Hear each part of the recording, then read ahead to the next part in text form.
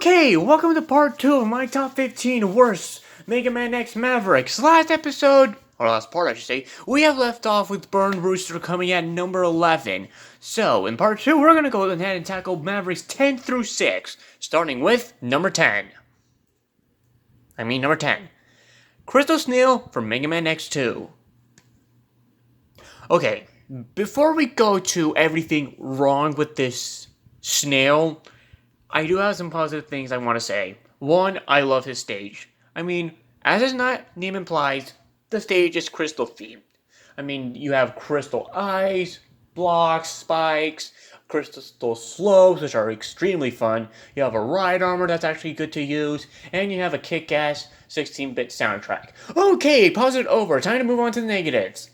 One, his design. I don't know what Capcom was thinking when they decided to make a boss out of a snail, let alone a maverick. Because last time I checked, those aren't even harmful at all. Yeah, you can kind of get scared of them if they, slither up your body, but they're not gonna, suck your blood out like a vampire. 2, his boss fight. Your Maverick is shit when he has to take about 10 seconds to get on the ground, facing upwards correctly. Yeah, what a good sign. 3, his weapon. It's bad. It's really bad. The idea kind of sounds cool on paper, trying to crystallize enemies and trying to make them as platforms, but in execution, it just fell flat in his face. And as for the charge-up weapon, it doesn't make any sense. Slowing down time is cool, but also slowing down yourself just ruins it for me. 4, the boss fight itself.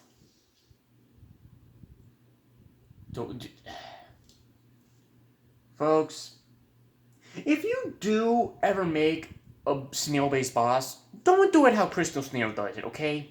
He will duck and cover so much if you plan on going Buster only. That's how slow this boss fight is. He can also slow down time, which, again, why? And he can also spit out some crystal hunters at you, which will kind of make you stick. And that is not a good sign because he can also hover in the air and try to home at you with his homing shell, but that is predictably easy to dodge. So yeah, Crystal Snail, bad Maverick.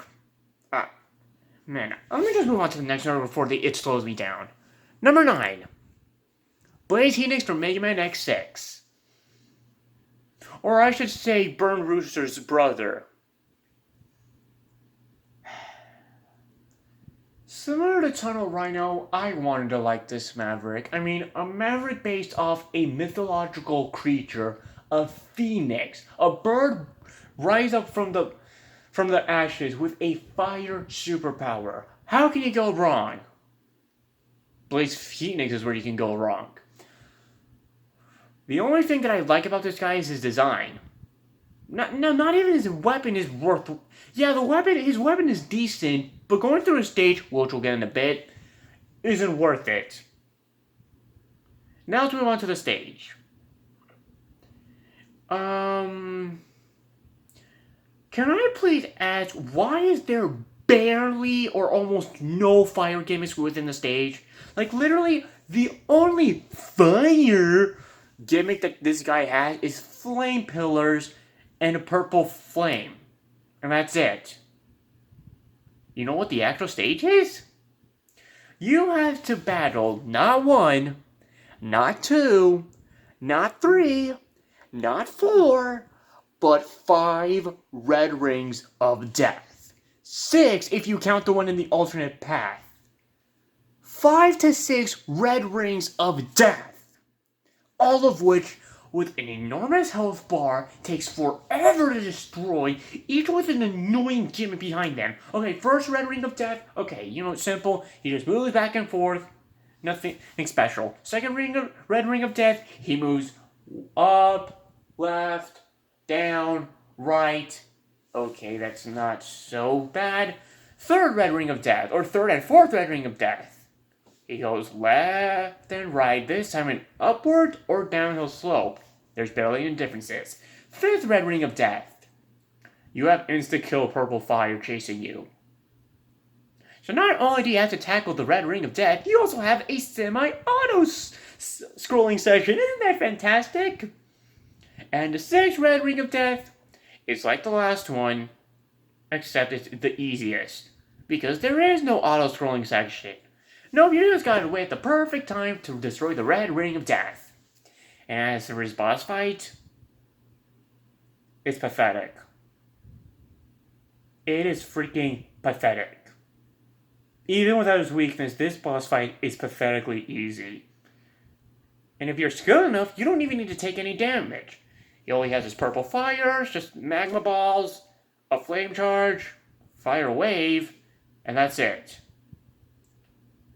Way to go, Blade Phoenix. You just became a disgrace to the Phoenix race. Number 8. Ground Scaravage from Megaman X6.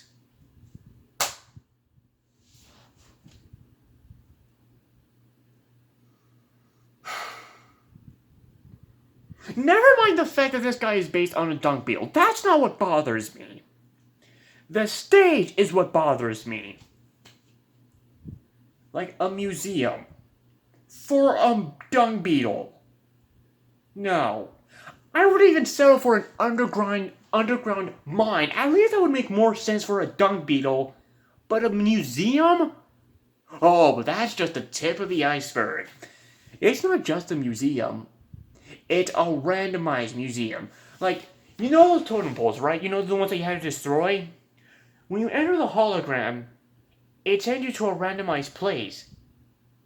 And it won't always send you to the same place every time you re-enter the portal.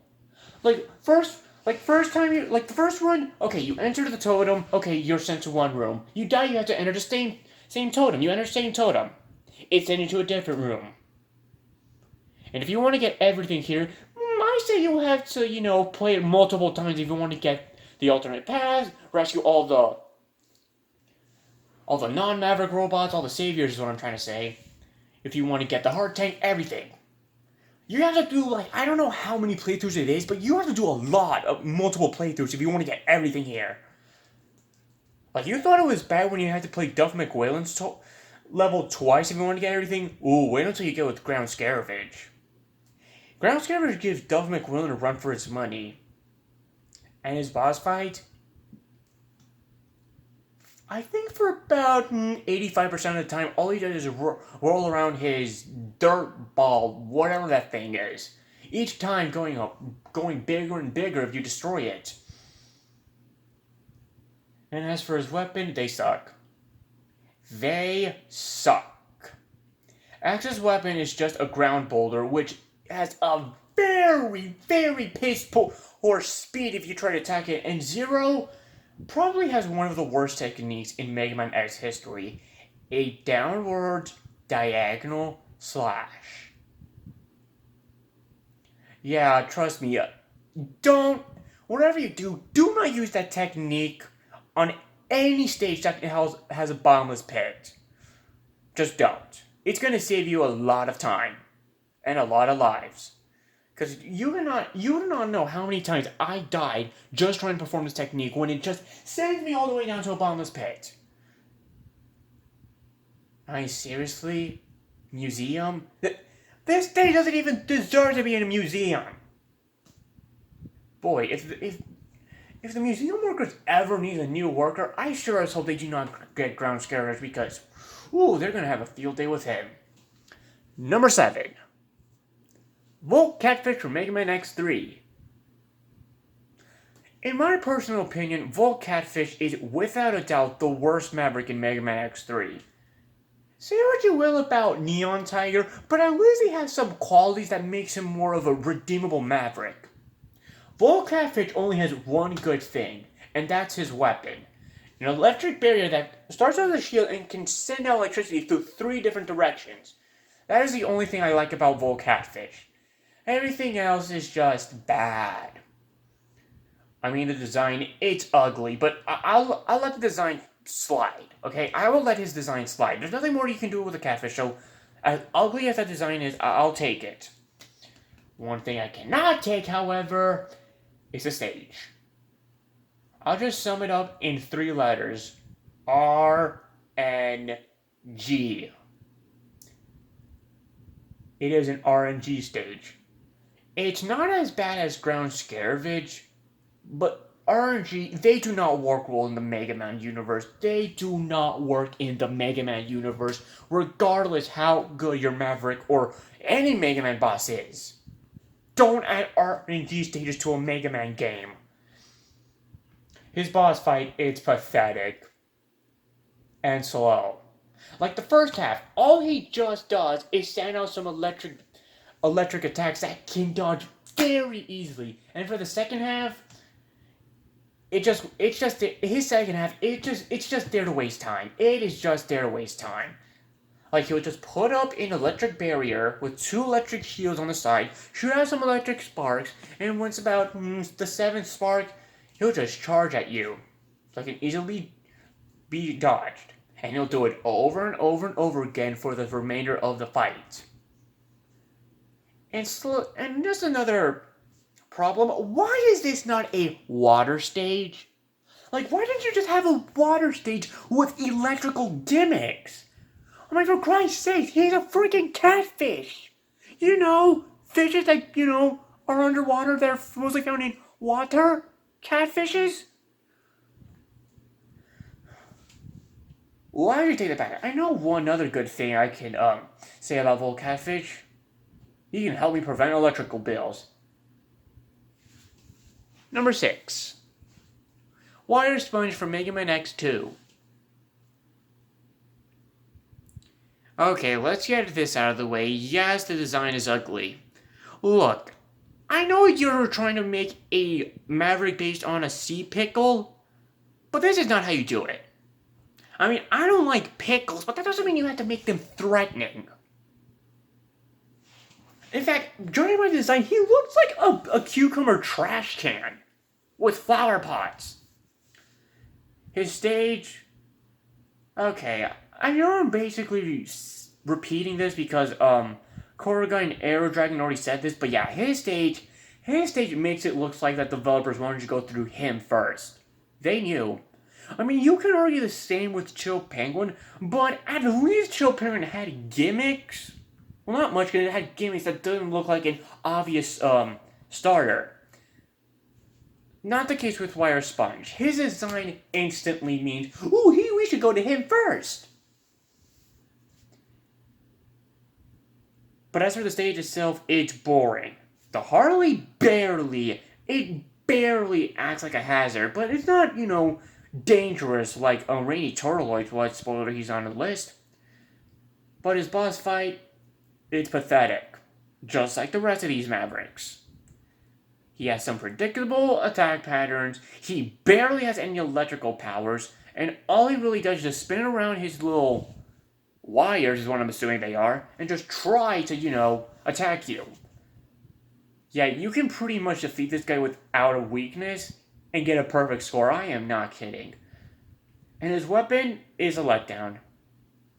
It only serves to, defeat one boss really quickly. Man, so much potential could have gone into the weapon.